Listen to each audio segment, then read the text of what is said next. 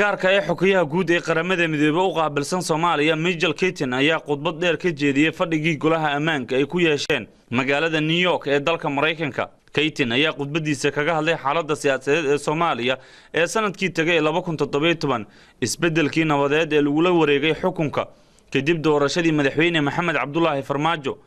Waxaa si gaar ah u diiradda ku saaray khudbadiisa waxyaabihii ka qabsoomay Soomaaliya, guulihii ay ka gaartay dawladdu ammaanka, howlgalka AMISOM iyo sidoo kale la dagaalanka Al-Shabaab. Michael Keating ayaa sheegay in xaaladda siyaasadeed ee Soomaaliya ay meel aad u kacsan gaartay kadib xiisadihii bishii December ee ka dhashay dhacdooyinkii isxigay ee ku saabsanaa weerarkii lagu qaaday isla markaana ciidamada nisa ay ku qaadeen guriga siyaasiga Cabdiraxmaan Cabdishakuur Warsame, halkaas oo lagu dilay 5 ruux, xarigii loo geystay isaga.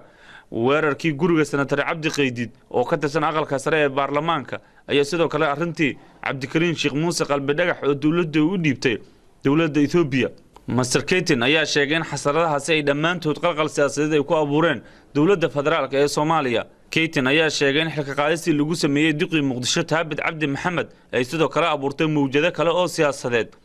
Ergagaarka ee qaramada midoobay ayaa sheegay in dhacdooyinkaasi ay muujinayaan dhibaatooyinka asaasiga ee ka jira dalka isla markaana loo baahan yahay in wax laga qabto shuruucda dhanka siyaasadda ah iyo sidoo kale ilaalinta nidaamka siyaasadda.